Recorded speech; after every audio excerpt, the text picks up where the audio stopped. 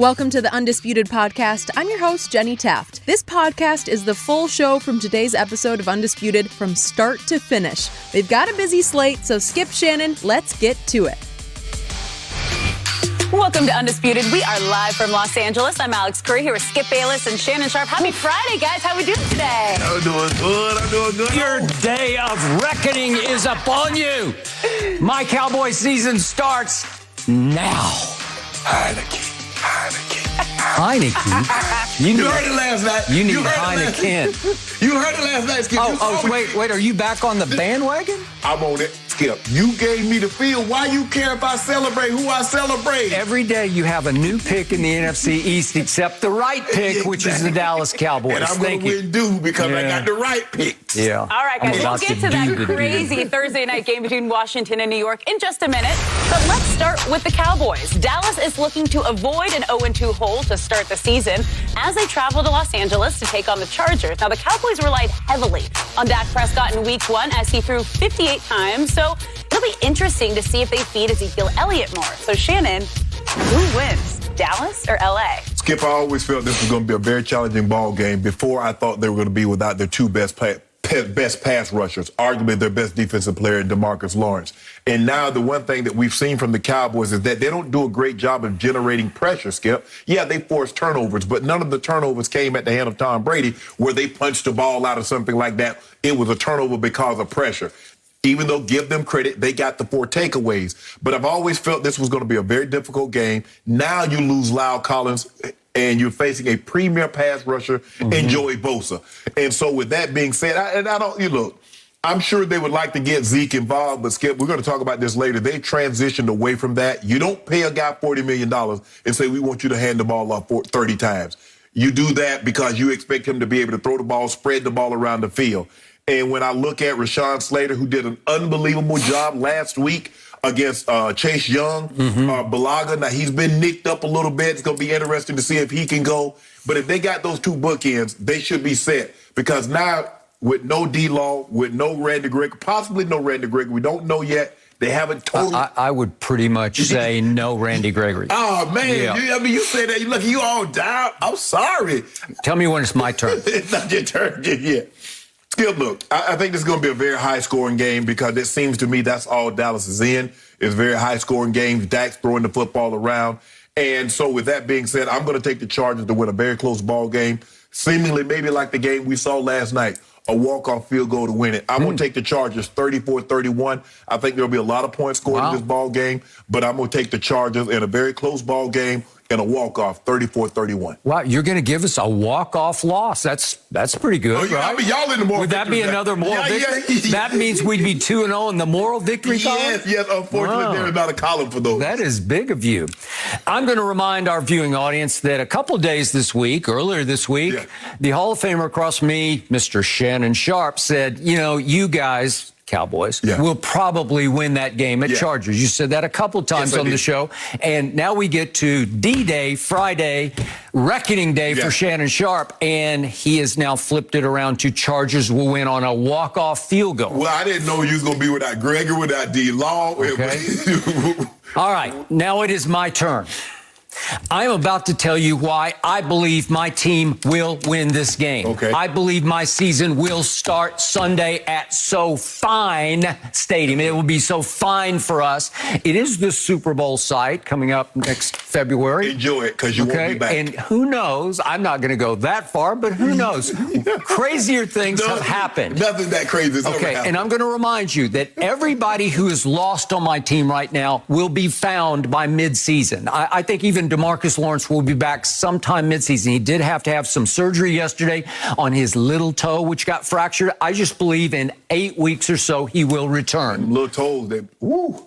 Okay, but I think they got it fixed, and I think he is a warrior, and I think he will be back. And I know Lyle Collins will be back because he's just suspended for 5 games, so he will get healthier and healthier through that time off, right? Yep. And I believe Randy Gregory will not be able to play this week, but he definitely will be able to play the following week as he comes off the COVID list. And I believe Michael Gallup with the strained calf muscle, 3-4 weeks, we'll be back. So all the above will come back right on time as we start to heat up through what gets to be an easier and easier to me schedule. But this is a tricky game because this is at the team that went to Washington on opening day and held them off 20-16, while the quarterback Justin Herbert converted 14 of 19 third downs. Right. I will give you all of the above. But all I know is that I liked my team going into opening night at Tampa. I told you it was the most unfair opening night circumstance that you could ever throw a team into because you're playing a team that is coming off defending championship. And I believe that the Tampa Bay Buccaneers will win all 20 games this year. I believe that Tom Brady, we're going to talk about him. He's now saying he could play until 50. I believe that at 44, he's playing at as high a level as he's played at in his entire career. That's what you faced on opening night at GOAT. And what did you see on opening night? A loss for y'all. You saw nothing but greatness from my team. You saw shock. You saw awe. You saw, wait a second, they look a lot better than I thought they were going to look. You saw Dak Prescott, to me, play the greatest game of his Cowboy career. And he's had a bunch of good ones, but that was a great one. And it went all the way down to, speaking of, a walk-off field goal. It took the GOAT all the way to the bitter end for my Dallas Cowboys to pull it out. And along the trail, my kicker, Zerline, coming off back surgery, left 7 points on the table because he missed 2 field goals that he usually makes. Even though one was from 60, he's Greg the leg, right? But I love how you just saying about what Cowboys didn't do. But what about Godwin fumbling on the 2? Okay, he did. But my guy CD, and I love CD, this is going to be a breakout year, and this is going to be a breakout game for him at Chargers. He dropped 3 passes. Huge. He killed the first drive all by himself. That will not happen this Sunday. I believe there was big carryover. I told you Hard Knocks was nothing but great for my team. It was a springboard into the first game. It made them all feel a little better about themselves because they were on stage where America's team is supposed to be. And they took that momentum right into Tampa and played the hell out of them. Just played them right down to the last drop of that game. And I thought it was the greatest loss in Cowboy history. And I'm not kidding about that. It was such a great loss. I actually petitioned the league office to consider it a tie because they effectively tied the GOAT at the GOAT. Am I right? No, you're not right. No. I'm feverish because I'm on fire with my team. Okay? So I love it that this week all I heard was doom and gloom. Oh, no, they lost him, and then they lost him, and then him, and him, and him, and him. I don't care. I'm only worried about who is there. Is my quarterback still healthy? Yeah, I think he is. Yeah. Coming off his greatest game ever. Is my running back fresh? Because he barely carried the ball. He had some great blitz pickup, and boy, he knocked the soup out of Devin White a couple times, didn't he? Okay, but is he fresh and ready to tote the rock? Yes, he is. And I believe you're going to see a lot of this on Sunday because I believe they will balance it up. I believe that as I looked at the Chargers last year, they ranked 18th against the run. I know they got Derwin James back, but I think they are just average against the run. And I think you will see that we will eat. We will eat as a team, and we will be far more balanced than 58 passes to only 18 runs. I think the thing is, Skip, you know Gus Bradley, and you know he's a very simplistic guy. He's a cover one robber, what we used to call lurk. They drop the safety down to get that 8th guy in the box to stop the run. So you're going to get a lot of single coverage outside. With that being said, I got a $40 million quarterback. They dropping the 8th guy down in the box. What do you think we should do? With CeeDee Lamb and Amari Cooper singled up one-on-one outside, what do you think they should do? Okay. A couple of times they scored against the box the other day. When the box was loaded on the Thursday night opener, Zeke had a couple of nice runs. He had a 13-yard run against the loaded box, and he had a big 2-yard run for a first down on a key third down against the box. Yards, huh? Huh? No, but he got it all by his lonesome. And I'm just saying you're going to see more of that. I think they will say, damn the box this time. You can bring up the safety all you want to, and I think they will bang Zeke because they will try to wear them down and out. Okay. And I think they will be far more successful. But speaking of my 2 stud receivers, they're both upright. They're healthy. They're eligible. They're not on the COVID list. They're good to go. I've got them. I got little Cedric Wilson in the slot where he belongs, and I think he's going to to do some damage on a little Edelman-like option routes. Lamar done got his one good road game out the way, right? What'd you say yesterday? It's early. He'll be good in this road game, right? It's not cold. It's going to be warm in SoFi, right? Oh. It's not against Stephon Gilmore up in New England. It's not at Philly for all the marbles at the end of the year. So I just want to make sure I'm hearing you correct. You're back on the Amari train now, correct? Well, so far, so good. Well, where was opening night? Was it at home? No, it was there. Was he pretty good? Yeah, he's pretty great down at Tampa, so right? So you back all in on Amari? I'm all in on my team because I love... Here's my point about this game. When I first started covering the NBA back in the mid-1970s, going into the 80s, there was a theory that abounded, and it was called the wounded tiger theory. And the theory said that beware the injured team, especially in the regular season, because when you think, oh, they lost 2 starters, right, they will rise up, they will play inspired, that was basketball, right, but they will play inspired basketball, and they will play way over their heads because they're playing a little desperate. They're playing a little good scared. That's what my team will play, because my team does not want to fall to 0-2, because I believe my team thinks it will win the East. I've said it from the start. I have a new feeling about this team. I like its spirit. I like its firepower. I think they know they're pretty good, and I think they know they can go play with the Chargers, who barely overcame Washington at Washington. Yeah. And I think you're going to see this team play a little desperate, a little scared in a good way, and you're going to see the very best of my Dallas Cowboys, because enough of them, let's not talk about who's not there. Let's talk about who is there, because Zach Martin is going to be back at right guard, and he is the ultimate road grader. You know it, and I know it. He will open holes in a stack box for Ezekiel Elliott. Zeke behind Zach. Watch, listen, learn. You know what I love? I want to know, why did you use that phrase, wounded tiger, when you guys have been lame ducks for the last 2.5 years? Stop trying to... What you're trying to do is accentuate what you actually are. I mean, you haven't made the playoffs in the last 2 years, Skip. Okay. So now all of a sudden you feel so good. It's a new day and a new dawn, and I got my quarterback back. You had him last week. I did, and he played his greatest game ever. And you lost. And he is the $75 million man this year, and I think that has inspired him.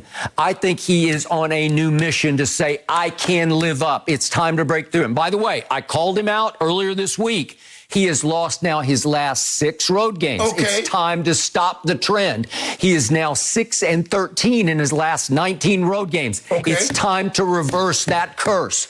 He is now 6-12 overall in his last 18 games that he started, just as a starter. 6-12 in his last 18 Cowboy starts. Yeah. It's time to start going north here. And I like his new attitude.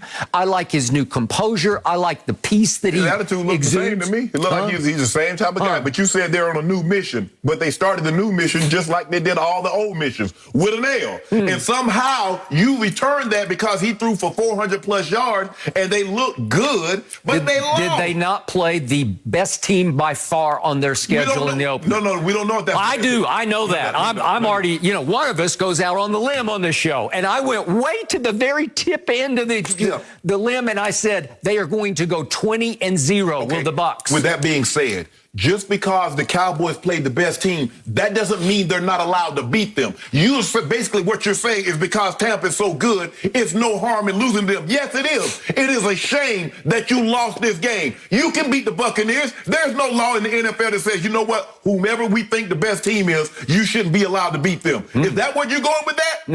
Okay, I'm going with that I thought it was completely unfair. My team did not deserve to be in that game because, to your point, they did not earn the right last year to be in that game. They finished 3rd in the worst division in the history of professional football. And they have missed the playoffs for 2 straight years. And now you're going to throw them to the Wolves at Tampa Bay on opening night? They didn't earn the right to be thrown to the Wolves. Okay, but here's the same thing. You say they missed the playoffs the last 2 years, but here you are jumping out there saying they're about to be 12-5, and they're one of the better teams in the NFC. I am, and I stand by that. And they are going to run away with the NFC East. No, they're not. I cannot wait to talk about Taylor Heineke. You saw what he did. And you're spouting off over there about Taylor Heineke? Are you kidding? It was hard for you to even remember whether he was Taylor or Tyler Heineke, and now he is officially Taylor. Yeah. He became a made man last night because, wait a second, Because Dexter Lawrence jumped off sides? That's all you got? Really, they lose. He loses if not for an idiotic mistake by a guy who's lined up right over the football, right? It happens sometimes. No, it happens. But let's talk about, let's talk about your team. Yes, we ain't going to talk about the Washington. Yes. They won. Yeah. All I know is they got a victory. Okay, my team still has Ty Smith at left tackle. He still might be the best left tackle in football.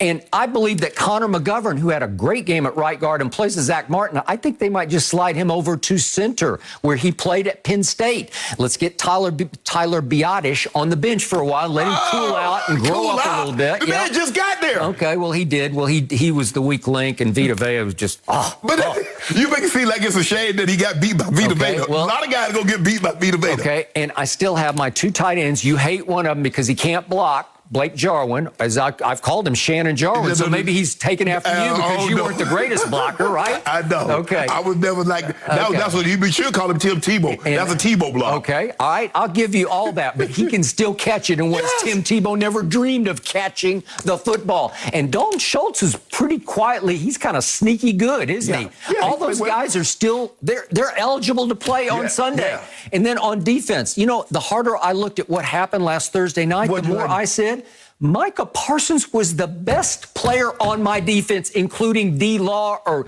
Randy Gregory, whoever else you want to throw in there. Micah Parsons is a difference maker. He is a game wrecker, and I think you're going to see him in all his glory because they didn't play him total snaps the other night. They would mix and match with Jalen Smith and Wolf Hunter and obviously Keanu Neal. They all played pretty to very well, but Micah was the guy who was disrupting the other night. Watch what he does. He will play every defensive snap, and don't be surprised if you don't see him with his hand in the proverbial dirt. It's not dirt, but he's going to put his hand down, and he's going to rush off the edge the way Randy Gregory was going to rush off the edge. I know Rashawn Slater is licking his chops if he see Micah Parsons rushing off the edge. But you forgot, did you forget that the Chargers have weapons? Keenan Allen, Williams, Eckler, Gary Cook. They're very good. Their quarterback is very, very good, and he's only getting better by the snap. Well, guess what? My defense is up against it. It is handicapped. It is proverbial wounded tigers everywhere. In fact, it's so bad that they said Donovan Wilson has not been practicing with a groin, and he might not be able to go. I might even be down one of my safeties. Kazee is on the injury report. He's got something going on with him. So Malik Hooker, who they just picked up, he may be in my starting lineup for all I know, and I don't care because I like what my new coordinator, Dan Quinn, I like the way he attacked the game at GOAT, remember Jerry Glanville, another ex-Atlanta coach? Remember how he used to play it? He would just say, I'm coming after you with everybody. They were blitzing a lot. Unfortunately, they were blitzing the greatest quarterback who ever played, and he picked it to pieces. This is what Justin Herbert's going to do. Okay, well, we'll see about that because I think we're going to be coming from everywhere. I think Jalen Smith, the one thing he still does at a high level, he is a good blitzer. He's got a little kamikaze in him, and I think you're going to see Dallas Cowboys flying everywhere because what the hell? Just let it fly and see what you can do. We're wounded tigers. Why you got to go throw caution to the wind when you got Dak Prescott? This game should be a blowout for you guys. You guys should win this game. Yeah, you got Dak. You just touted the man. Talking about he got all this all week long for the last 2 weeks. You talk about my quarterback got the 5th best odds. My quarterback is a $75 million man. My quarterback. So why are you talking about they got to throw caution to the wind? This should be a breeze for Dak Prescott in that outfit. Amari Cooper, CeeDee Lamb, Cedric Wilson, Ezekiel Elliott, Ty Smith, Zach Martin. Wait a second. I'm not in the Hall of Fame. You are, and you picked the home team. Yes, I did. Okay, so what are you talking about, breeze? No, but you're saying the defense should go kamikaze. Why do they need to go all of that with your... Because we're wounded tight. We've lost 5 starters. We're down to nothing. You just told me you don't care about who's not there. Let's talk about who's there. That's what you just told me. Micah Parsons, the Hall of Famer across from me, said Micah Parsons pre-draft was the best defensive player in the draft. Thank you for that. You know what? You just might be right. I was all about Patrick Surtain, and I still think he's going to make 10 straight Pro Bowls. Yeah. But Micah Parsons might just be one level up because he can just take over an entire football game. And I think you're going to start seeing the first flashes of that Sunday at SoFi Stadium. Skip, you got Ty Smith, Ty Smith one day is going to be where, Skip? He going to have a resident. He going to have an apartment in Canton. Zach Martin. One day he's going to have an apartment in Canton. They're both in my starting lineup. Yes, yeah, exactly. And you got Zeke Elliott, who's a 2-time rush champ. And you got Amari Cooper, who you said is the best route runner. And you got CeeDee Lamb saying, oh, he's about to take that next step. And we got little Ced Wilson. We put him in the slot, throwing about 5 or 6 passes. Why you got to do all that on defense if you got those guys? Just have Dak, hey, Dak, win this game in a breeze for us. If he is what you said he is. He will win this game. It is time for Dak Prescott, the face of this franchise, to rise and shine and win a big road game, a turnaround road game, because you better be careful. If we win this like I think we will, we are off to the races because the schedule allows us then to really pick up momentum. What happens if you lose this game like I think you will? Then what? We'll talk about it on Monday, but I don't want to talk about a hypothetical that's not going to happen. Tell me. Why should I talk about the negative when I'm all positive? Hold on, tell me. My glass isn't half full, it's almost full. You just told me you didn't want to talk about a hypothetical, but you said if we win this game, I think we're going to take off. Is that not a hypothetical? Well, that's my prediction. So, what's your prediction? What's your score? My score is we are going to reverse the opening night score, which was 31-29 on the walk-off field goal at GOAT. Okay. We're going to reverse it. We're going to win 31-29 at SoFi Stadium. So we got the same score for Dallas. We just got another team having a few more points than the other team. Yeah. So we're clawing. You and I both believe this will be a close game. Because the Chargers don't have Tom Brady. They have one of the great young quarterbacks, but he's not the GOAT just yet. Maybe he'll turn into the GOAT. I doubt it, but we'll see what happens because this we can handle. He don't need to be the GOAT. He just need to be better than Dak on Sunday. Okay, will he be? I believe so. Okay. If you give me the 3.5 points. Nope, I ain't give you nothing. I give you what you scored. Nope.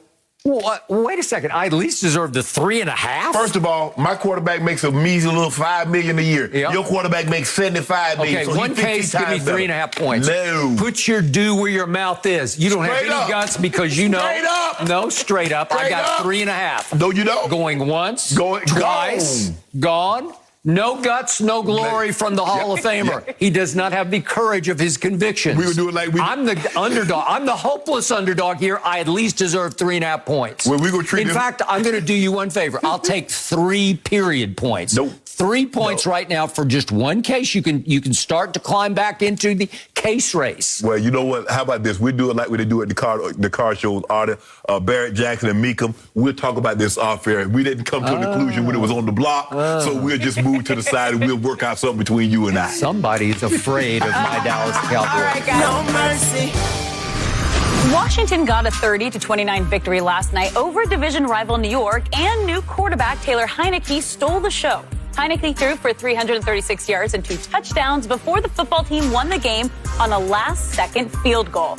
Now, Shannon, we all know Skip gave you the field against his Cowboys in that division. Did Washington look like a team that could win the NFC East? Yeah, any team can win this division because it's not going to be a division that's going to require 13 to 14 wins to win the division, Skip. So, yes, absolutely they can win the division. They've already got a division win, so that's one step ahead. Wait a second, the Cowboys are going to win 12 games, so you saying somebody can't win 13? First of all, is it going to be a tie? First of all, Cowboys are not getting in double digits, but we'll talk about that another time. But Washington looked good. They played well offensively. The thing that's concerning about me, Skip, is that it seemed like in the second half that defense disappeared. Daniel Jones had all the time. He got sacked 4 times, but 3 of them came in the first half. And I've said this before, 95% of the quarterbacks, you give them a clean pocket and they'll bust your head. And that's what Daniel Jones looked like, a very, very competent quarterback last night, Skip, throwing the football when he was protected. He got wheels, too. I don't know why people keep underestimating. Now, they saw him last year. Yeah, he stumbled and fell, but he almost had an 85, 90-yard touchdown. He did. Last night, again, he's running the football. But skipping a ball game like this, you look, there's somewhere between 65 and 70 plays on average. But when you break the game down, the game comes down to a handful of plays. The Giants lost this game, Skip, only a handful of plays. Skip, that was not a holding call. They called that touchdown back on Daniel Jones. That's not a holding call. I didn't think so either. It was ticky-tack at best. Thank you. Galladay, Skip, you got to make that catch. or Slayton. Slayton, excuse me. Not Galladay. Galladay was the one that got into it with. He did. On the field. Slayton, you got to make that catch. Okay. You got to make that one. I got it. And then Lawrence lining up offside. Another Slayton had another play, Skip. He jumps to catch a ball. If he just catches it with his hands, he has a first down and he's able to toe tap and get both feet in bounds. Now we keep the ball. He jumps to body catch it, and now he got no feet in bounds. Now they got to put the ball. And you stop the clock. Agreed. So that's your game. But give Heineke credit, Skip. Give this young man credit. He stared the guy down, and Bradbury picked his pocket clean. Bradbury knows when McLaurin is in that tight split, Skip, and the moment he sees that black back flares, he knows that McLaurin is trying to get a pick. He going to jump it. Whatever route he's going to run when the back flares like that and he's got that tight split. You're trying to pick the guy to make him go over the top, and Bradbury picked him clean. Should have been ball game right there. It should have been ball game. Yep. So in that situation, but give the young man, a lot of guys, Skip, in that situation, especially young guys, you turn the ball over that late in the ball game, you're like, damn, I just lost this game for my team. I played really, really well. Because that throw that he made in the back corner of the end zone, Skip, to Seals Jones, that's big time. The first throw that he made to McKissick up the rail, that's a big time throw. He made some big time throws. He played, I'm like, damn, this kid really balling. One more thing before I go any further. Fitzpatrick, take your time. You ain't getting this job back. Really? Hey, take your time. Heal up. There ain't no need for you to rush back. Don't even worry about it. But Skip, the kid made big time throws. The Giants, Skip, you can't do that. You know what happens, Skip. Anytime on a special team play, when you repeat the play, bad things happen. It used to drive me crazy. I'm on the punt team. I'm the gunner. Punt the ball, Skip. I got to beat two guys to begin with. I run it. I get the guy on the ground. Holding, kicking teeth, replay point. Man. Now, we got a little rotation. Me, myself, Alton Montgomery, Lilo Lang. We the gunners. Okay, Alton already saw it. He subbed Lilo. I got to run again. Guess what happened? They run the ball back 40 yards. We tired. Skip, what happened? You jump offside. The guy missed it. That's what made it hurt so bad. Skip, the guy missed it. We got the game, Skip. We run it. Yeah, we dumped Gatorade on the... You're lined up over the football. Skip, you this close. You this close to the ball. You looking at the ball. And guess what? He was the 17th overall pick in the draft 2 years ago. And Joe Judge, that's Joe Judge's specialty. He's a special teams coach. It's just a killer. It's because they had the game, Skip. It really shouldn't have come down to this, but it did. Like I said, there's a handful of plays out of the 70 that really influenced the game. All plays aren't weighted equal. No. And this one really, really hurt. That was a bad team mistake. Yes. Where you just say, okay, that's what bad teams do. That's how they blow and lose games. Yes. Right? Yes.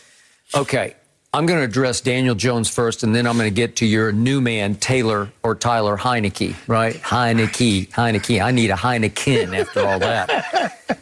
Okay, Daniel Jones has turned into the ultimate split personality quarterback. He is Dr. Jekyll and Mr. Hyde, if you remember that. And Mr. Hyde was the bad man. And the problem is that Daniel Jones is one of the best playmakers in this league. He can make plays with his arm and especially with his legs that are pretty special. Yes. But they're always undercut by the bad guy, the alter ego, the mistake maker. His bad is worse than his good. It is. It's bad is worse than his good. And we saw it again last night because, to your point, if we could see first the run, it's 2nd and 2 at the 42, and he runs the option. They couldn't stop this stuff.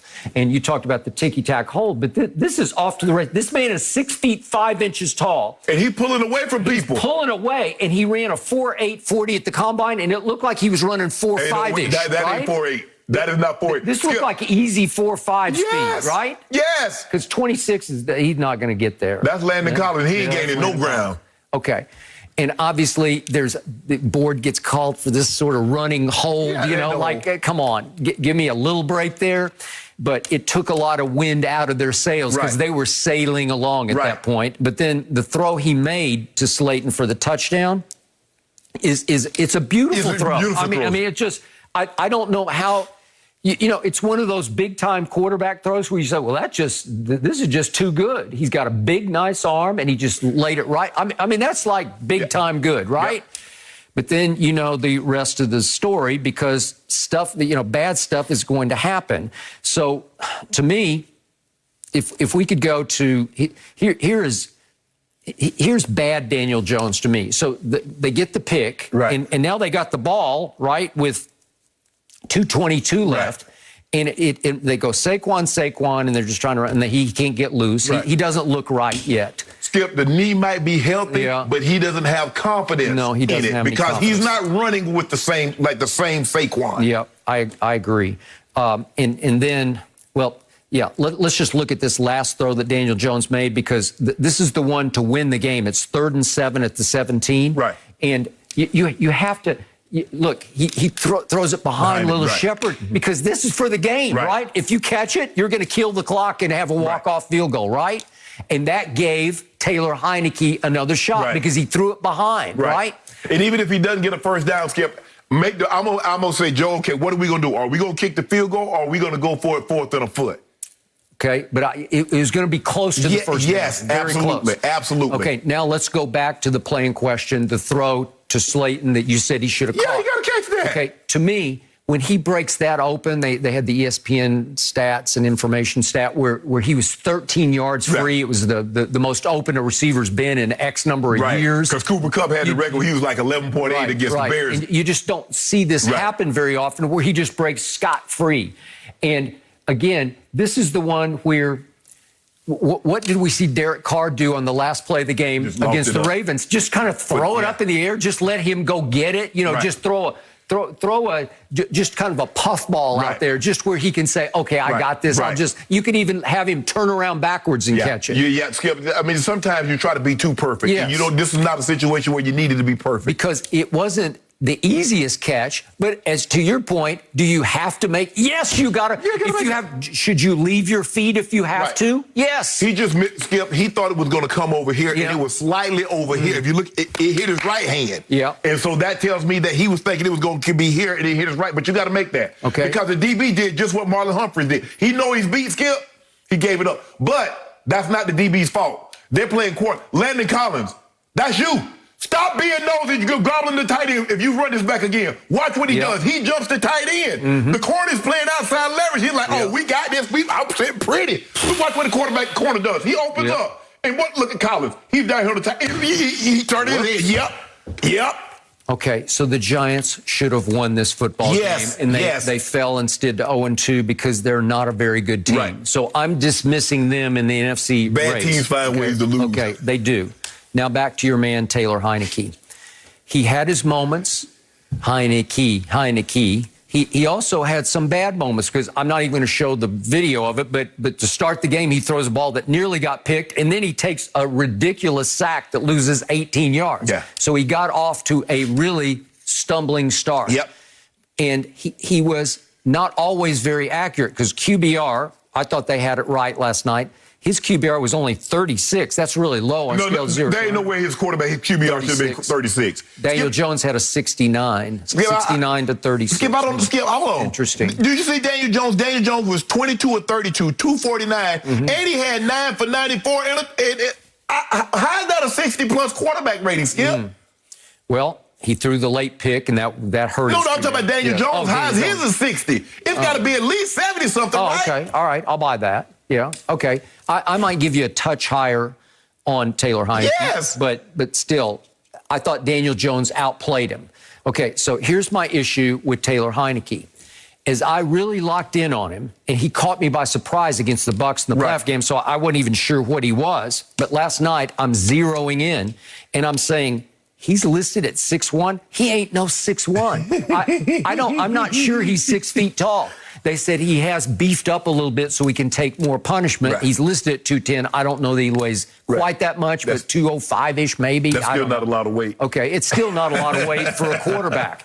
So my point is, he's small to start with, and he will run around crazy. He will take some chances. Yes. And if we could see, remember the run he made against Tampa? Yes. They cut the squall all the way to 18 to 16 in the third quarter. If we could see that run against Tampa in the playoff game, this is just, I'm giving my body up. I'm just going to give my body up, and I'm going to get in the end zone no matter what. I'm going to hit that pylon no matter what. And you realize he scored, and then they went for 2 and missed, so it was still 18 to 16. Right. But you know what he wound up that game with? A sprained AC joint. Right. Okay? Do you realize that he has bounced all around this league because he was with Minnesota for 3 years and never made it into a game? Right. And during that time, he had an ankle fracture. And then he goes to the Texans. He was on the practice squad, regular squad for a little bit and got in one game and threw one pass. He had a concussion in there. And then he goes to Carolina, and he has a triceps tear at Carolina. And here we go with all the way to the playoff game, and he has a sprained AC joint. So in other words, he's injury prone. He's very injury prone. And if we could hear what our man Troy Aikman said early in the fourth quarter last night in assessing the big picture future of Taylor Heinicke, listen to this. The coaching staff, they like Taylor Heinicke. I mean, Ron Rivera obviously does. Scott Turner, he was with him in Carolina and here in Washington, and so they know this quarterback well. The biggest concern, you mentioned it earlier in this game, is his health and just keeping him upright. And so they worry about that on how long he can stay healthy and on the field. Okay, so Fitzmagic down and out, and you said he's not getting his job back. Well, again, that's why I'm going to knock on wood here. His history would tell you that Fitzmagic, if he can come back, will get his job back because he'll get banged up because it's just how he plays. He's a gutty little guy, and he's going to try things to win games that could put him in harm's way. And Skip, remember when we were talking about Kyler Murray, I said, Skip, the thing that concerns me is that he's such a small man. Agreed. And when big man's fall on small man, things happen. I got it. And so that was my concern with him. I kept telling you that Kyler is put together for his size. Yes. He's stout. And you remember the injury that he got, he's sliding down, and the guy from Seattle just falls. It wasn't no big, he landed on top of him. He just hit him from the back, and he was never the same. He is smaller than Taylor Heinicke. But I tell you what, the one thing is that what got him in trouble, Skip, if you look at him, he stares his guys down. He's going to have to learn to look off. If you look at every play that he made, he's looking at the guy the whole way. Okay. So bottom line, this is just me. As a Dallas Cowboy fan for life, I am not afraid of Taylor Heinicke. You should be. No, I'm not. You should be. I tell you what, he put more fear in the Bucs than your guy did. Wrong. You put more fear in the Bucs than your guy did. Wrong. And they were coming into their own then. They didn't look nothing like they looked in the playoff game. That defense looked absolutely nothing like it looked last year in those 4 playoff games. You know that. So you're off the Washington bandwagon? No. I don't need to be off anybody. I got the Eagles, I got Washington, I got Daniel Jones. You got 3 teams and you have none. That's what you have. And guess what? Each one of those teams going to beat you. Each one of them. We're going to go 5-1. I'll give you 1 road loss. You ain't going to go no 5-1. When last time y'all went 5-1 in the division? 14, 16, 18. Back in 92, 93. No. 95. We got this. You got nothing. Yep. All right, guys, let's switch gears to the NBA because the latest preseason poll unveiled the top candidates most likely to win MVP. Kevin Durant received 38% of the votes as he finished in first place, while LeBron didn't even crack the top 5 as he placed 7th. Meanwhile, Brooklyn is predicted to win it all, though they received 79% of the votes, while the Lakers placed 2nd with just 16%. Shannon, defend LeBron and our Lakers. There's nothing really to defend about LeBron. The guy's going into year 19. And Kobe going into year 19, he was voted the 40th best player in the NBA. That was heading into year 19. But you tell me, LeBron's way better than Kobe. Got the 7th best odds to win. They say he's the 7th best favorite to win. So at 40 best player, you ain't got no odds to win the MVP. Dirk averaged 12 points a game in the year 19. Shaq averaged 9 points a game. Was no thought. Karl Malone averaged, I think, 13 points with the Lakers. None of those top 4 guys, all of those guys, Skip, now you know they're coming up with the 75th anniversary team. Shaq, Karl Malone was on the 50th anniversary in 96. They will both be on the 75th anniversary team, as will LeBron James, as will Dirk. But it just goes to show you the level at which LeBron has played at, the greatness in which he's over a time frame that no one else can say in year 19 they were at this level. Okay, I get the Nets. The Nets should be favored to win. They should. Wait, yesterday you were over there doing this. We're going to raise another banner. Yeah. You still got to play. The favorite and paper, all that's fine and good. But at the end of the day, we got to play the game. You got to play a series. You got to beat somebody 4 out of 7 times. All I'm saying is that the Nets should be the favorite. They played together. We had reservations about Kyrie, James Harden, and KD being able to play together. Who's going to be the point? Who's going to take the shot? Well, we've seen they put all that to bed. They can play together. Barely we've seen. Barely. Yeah, but for what we've seen, we feel very comfortable in saying, and most people say, you know what, had they been healthy, the Bucks are not celebrating. Giannis does not have that trophy in Greece and going to Acropolis and doing all those things as he's doing currently. So I get that. But as big as favorites the Nets are to win the title, the Lakers are equally as big a favorite to win the West. They're 79% favorite to win the West. Okay. And you won't poo-poo that. What you try to do is what you try to do, but you can't split us. We united. We're a united front. Really? LeBron and the Lakers, we are a united front. We understand what LeBron James is and what he represents. We understand what the Lakers is your are. Point guard a united front? Yes. He's a solo act. How can he be united He ain't no front? solo act. Skip, when you joined, I understand. Johnny Gill was a solo act at first, but what did he do? He joined New Edition. All of a sudden, he became a member of a group. Yeah, but he became the member of the group. That's okay, but he has to. They touring right now. He in the group. Yeah, he and Bobby Brown. They right there with him. But he's the lead singer. LeBron's the lead singer. We understand. But guess what, Skip?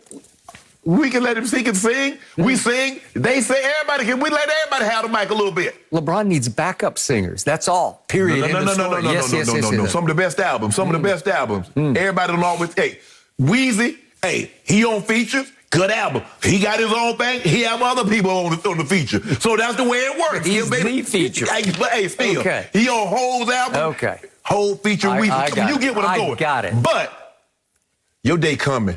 All this talk. I'm going to write this. What's today's date? Today's the 18th. September 18th. Yeah, please. 17th, my bad. 2021. I want you to keep this. I want you to have that same energy. Yep, I come will. January. In fact, it's going to grow through the year. I want you to have that same energy come like second week of June. Okay, I will. I can't wait for the second week in June when Kawhi Leonard is back 100% healthy, and all of a sudden, all this gets thrown out the window because they don't even mention the Clippers in here. You notice that? Why not? Huh? Why not? They know what everybody else know. Huh? Wait, if Kawhi were healthy, he'd be above LeBron in the MVP calculation. If LeBron James was in the year 13, LeBron James would be the favorite to win the MVP. So since we're doing this, but we're not. We're doing as we know this thing to be today. All right. Today, all I know is what I've been saying for many, many, many days on this show, which is Kevin Durant is the best player on the planet. Wow. I've been telling you that for 3 years. You said, no, it's the GOAT. Wow. The phony GOAT, LeBron James. It's not. It's screaming at you once again. He ran away with the MVP calculations here. Okay. He got 45 points to LeBron's 7 points among the voters. Really? Yeah. Well, that's just a stomp. That means he's not even in the same stratosphere with Kevin Durant. So I've been trying to tell you, and you will not swallow it because it's you have to swallow your pride to admit that Kevin Durant is now the best player in this league on this planet. Can I do you the same? I'm going to do you the same thing. Kevin Durant is a bigger favorite to win the MVP as Mahomes is to win in the NFL over Tom Brady. So what does that say about Brady? I don't know. I told you. I'll take it right now. You see that right now? I told you I'll take Brady for MVP right now. Kevin Durant is as big a favorite to win the MVP over LeBron as Mahomes is over Brady. Okay, I'm going to do it again. I'm going to propose the same bet. I will bet you 10 cases that Brady wins MVP over Mahomes. We will also have 10 cases that LeBron wins MVP over Kevin Durant. And they may cancel out because maybe they'll both win MVP and then there'll be no bet. But if one loses and one wins, then somebody has to give somebody 10 more cases. Okay, do it. You did it? Do it. Thank you. Do it. That might be the best bet I've ever made on this show. That's the most foolish bet you've ever made. Really? So you do think that number 7 on this list has a great chance of winning MVP? They win the title, too. I'd rather have a title than the MVP. Well, I don't know about him, but... I'd rather have a title. Really? I know what he wants. He wants to pass Kareem. That's all he wants. There you go with that Kareem. So what I see on this list is that LeBron is actually above his teammate, Anthony Davis. I'm saying there's no AD above LeBron, right? Right. All the players ranked above, it goes Giannis, Luka, Embiid, James Harden's up there at 5, Steph's up there at 6, and then LeBron at 7 is above his teammate AD. And I'm thinking, He shouldn't be above AD for MVP. Let this sink in for just a second. Who's the current MVP? He ain't even make the list. Nikola Jokic.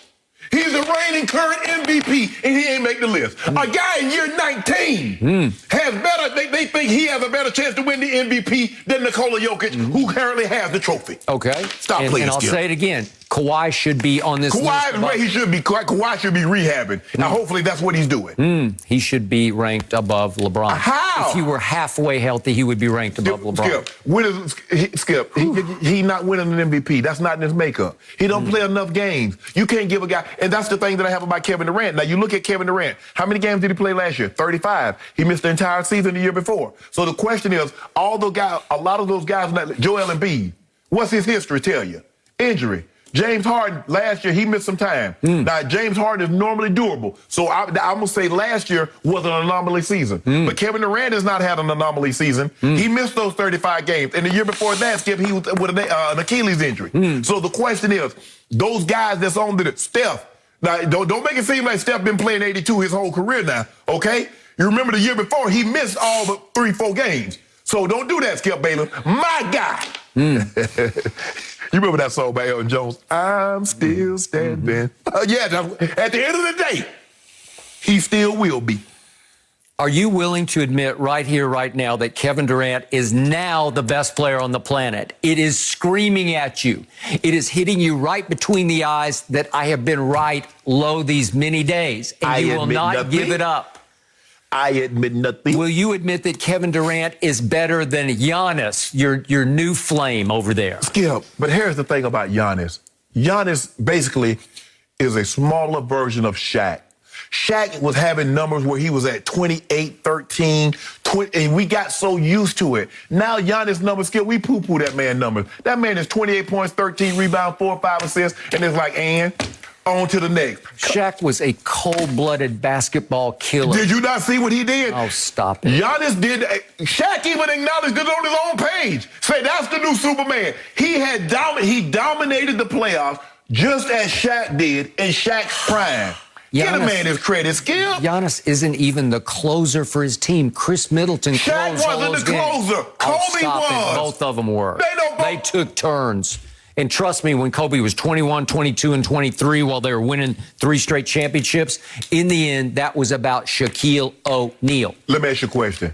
If I take Giannis off that team, how good you think the Bucks are? Well, obviously, there are only 5 people who play in basketball, so he is the star of his team, but he's not the closer. That's okay, Skip. And boy, he needs Drew Holiday to play defense. He needs a lot of stuff to happen. Skip. He needs a Monty Williams, the coach against him in the finals, to have the most wrong-headed strategy in the history of strategy, saying, I'll single cover him with my, what was DeAndre Ayton, 21 or whatever he is. I'll put my kid on him solo. We won't build a wall. Chris Paul kept saying, we got to find some way to build a wall. No, they're not going to build a wall. They'll let Giannis do whatever he wants to do. I will give KD is coming off a very good season. I would have loved to see him stay healthy for the entirety of the season. But if you look at the playoff, he only went 2 rounds. He played extremely well. I get why he's the...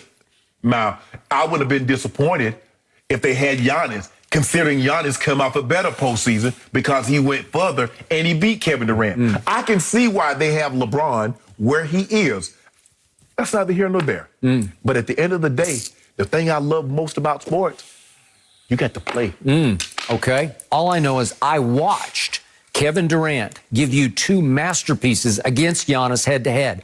Outplay him over 7 games. No, he didn't. That game 5, it was 49, 17, and 10. Lord have mercy. Anyway. Then game 7 was 48, 9, and 6, and he made one of the great playoff walk-off shots I've ever seen. Walk-off. And it was a 1/10 of an inch of a toenail was on the line. Why you keep doing this with this moral stuff? And I fell back on my chair. I said, that guy, he is the man. Everybody in the building knew. The official goes too. Kevin Durant's like, man, I had a foot on the line. Everybody knew but you. That's what you wanted. You wanted to come in here and gloat so you could tell me. But Skip, there are no moral victories. You talking about he came within a whisker. He came so close. There are no moral victories in sports. He did it solo. He had a shell of James Harden, and he had no Kyrie. and then he turns right around and goes to the Olympics, and if he was not there, we would not have won. You only play 5, so what do you expect? Okay, Kevin Durant at the end just said, give me the ball and get out of the way, and I'm going to walk down there after Dame had gone, and Kevin said, I got this, swish, swish, gold medals. Yeah, so that's who he is. He's the best player on the planet. Thank you, Kevin, for your service. Thank you. Even if I were to agree with you, say, you know what, KD and Giannis has passed LeBron. The man is in year 19. But we know he works out harder than anybody in the league because he shows us every day. That's why he's been able to maintain that level of greatness. Yeah. Just like Tom Brady. We know Tom Brady spent hours upon hours in the gym working out. Now, he's not pumping the iron. He's doing the band. He's doing the tubing. He's getting scraped. He's getting rubbed down, the suction, the cupping. He's getting all that done. We know that. That's why he's been able to maintain and play at that level. But no other great player, and there have been many. They're going to have, I'm assuming they're going to have 75 for the 75th anniversary, Skip, of the greatest players.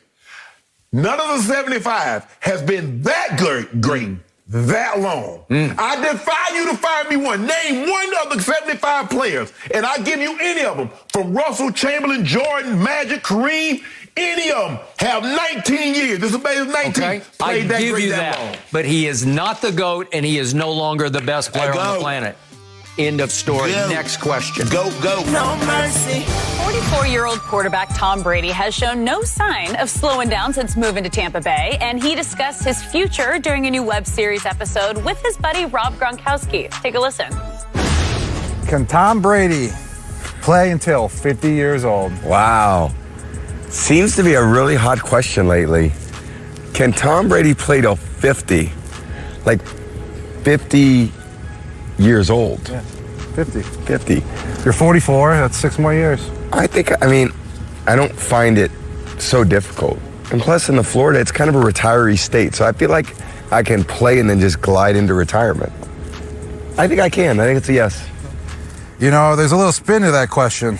I think it's, will Giselle let Tom play till 50? That's the real question. That is a way better question. And in fact, why would they not Google that? I think they should. That was, of course, no. Maybe that answer. I'm so smart, I'm the Google master. I'm just kidding. Now. I'm sorry, babe. I love you. You would let me. You'd let me do anything as long as I'm happy. So, Shannon, was Brady being silly or serious? I think he's being silly. Skip, before I go any further, I mentioned earlier about the defensive coordinator for the Chargers being Gus Bradley. Gus Bradley is not the DC. He's in for the Raiders. Yes. A young guy named Ronaldo Hill is the DC. Young brother. He was with Denver with Staley when he was in Denver under Vic Fangio. They went to the Rams, and now he's doing a great job at the Chargers. I want to make sure I give people their credit, and so instead of giving somebody else their credit. Skip, I don't believe Tom Brady is serious. As Gronk mentioned, that's 6 years from now, Skip.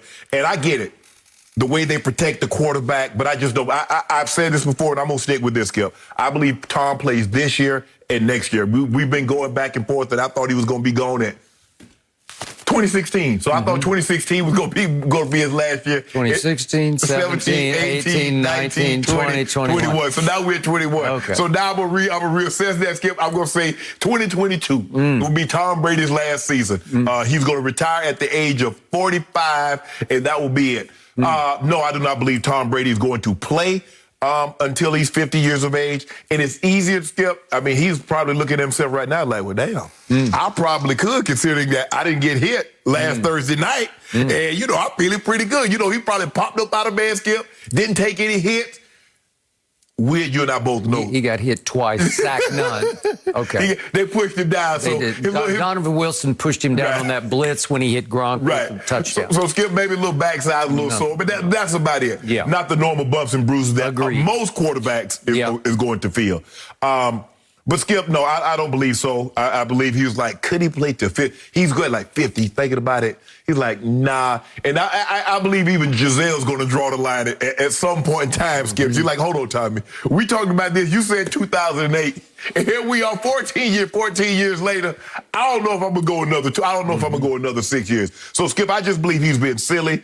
I don't believe he's serious talking about playing until he's 50 years old. I've heard some other people mention something about that age, but I'm going to say 45. I believe 2022 will be Tom Brady's last season. Shannon Sharpe.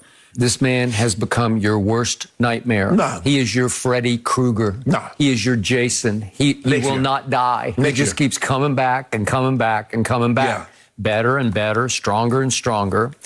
And even though I will give you, this is Tommy and Gronky, and it's hard to take it too seriously when they're sitting in front of a kiddie pool. Yeah, with rubbing with oversized mirror sunglasses on, right?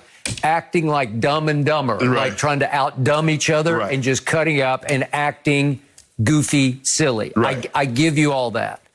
But I think I've watched Brady's interviews enough to know when he suddenly clicks on serious. And I thought he started out being a little goofy with the answer, and then there was one dead serious, deadpan line in the middle of it. I don't find it so difficult. And I thought that was straight from his heart because he's just saying, I'm just doing what I've always done. And it's not that hard because I just keep on doing it because I love doing it. Right. So he's like 50, and then the last line was, I think it's a yes. Well, that rang true to me that I believe his goal is to play until 50 because all of his goals are all-time goals. He is shattering all the molds. That's why I think 20-0 would be such a big deal to him this year. They will be favored to win every game. Is it against all odds? You better believe it. It's 1,000,000 to 1 that they would go 20-0. But they will be favored. And given health, obviously, given his health and everybody else's health. I'm going to take the Rams being favored over them. Okay, well, maybe, but right now Fox Bet says they will favor the Bucs over the Rams. Well, that's coming up in a couple of weeks, so we'll see pretty quickly what they are made of.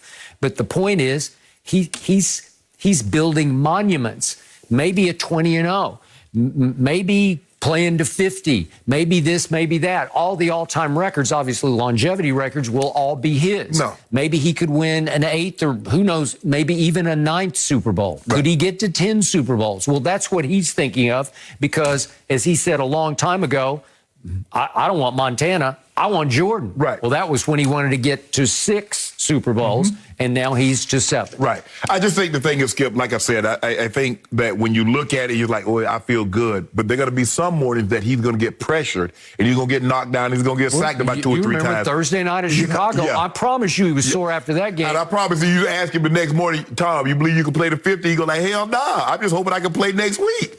And I think look, Skip, Tom has exceeded even his most lofty expectations. If somebody would have told him when he got into the league, Tommy, you know you're going to play 20-plus years, he'd be like, get out of here. Okay.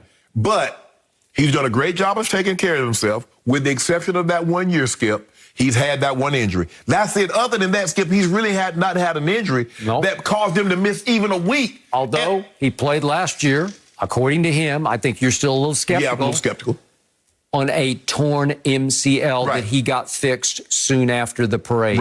A torn MCL he played all year with. Even if that's the case, Skip, because of his position that he plays and the movement that is not required of him. Now, Michael Vick, Kyler Murray, Lamar Jackson, they're not playing with that injury. Daniel Jones. No, because so much of what they do is required on movement. But because Tom is basically not really trying to go anywhere, you know, that little roll outside, that caught the Cowboys by surprise. It did. Because I'm expecting him to be one place. When you play a guy like Tom caught Brady, me by surprise. I didn't know he had that in him. It's like when you play a guy like Tom or you play a guy like Peyton, you like, okay, this is where they're going to be, guys. That's it. Okay. What did he say going into the opener? I feel free now, like I can play free. And he showed you at least on one play. That's pretty free for Tom Brady. But I don't believe he can. I don't believe he will. I don't believe he can play until the age of 50. Like I said, I'm going to go 2022. I think I'm going to step out there and say, well, that'll be 22. That'll be 23 seasons. He's already exceeded anything a quarterback has ever. the primary position. Now, obviously, Blanda played till he's 48, but at that point in time, Skip, he was a kicker. We saw Vinatieri retire, 46, Skip, but he was a kicker. We've never seen a guy play the primary position of quarterback or any primary position. I think Bruce Matthews, maybe Jackie Slater, they might have played, Skip, until they're like 40, 41, 42. And, you know, that's tough playing an offensive line position because you banging every play. But for a quarterback, a guy to have a primary position to be 44, heading into 45 and still playing at an elite level. Yeah, we see some snappers. They snap the ball, they 40 years, 41 years old. Still, I mean, okay, get that. That's cool and everything. But for him to play at this level, and that's the thing that you got to appreciate, for LeBron to play at that level, even though he's 30, but to play 19 years because he came straight out of high school, that's still 19 years is 19 years. When you start, it doesn't matter. So kudos to him. It's unbelievable. I didn't think anybody could do it. I definitely didn't think a quarterback could play until he's 44. Kicker, punter, yeah. They don't really take no. Every once in a while, they might get blasted. But Tom, I'm gonna say he plays 20. This is 22 seasons. So I'm gonna say he plays 23 seasons. He retires at 45, rides up into the sunset, and then good luck with Mahomes or whomever else the great quarterbacks that's coming along, trying to catch what he set forth. Okay. I believe 50, and I do believe he was being completely, utterly, painfully honest that it does become a Giselle question is the biggest question. Of course. What has she voiced publicly? Her biggest concern is concussions. Yeah. I believe he suffered a concussion at Chicago. I think that's why he was doing, we got another down left, right? Yeah. I think he got dinged.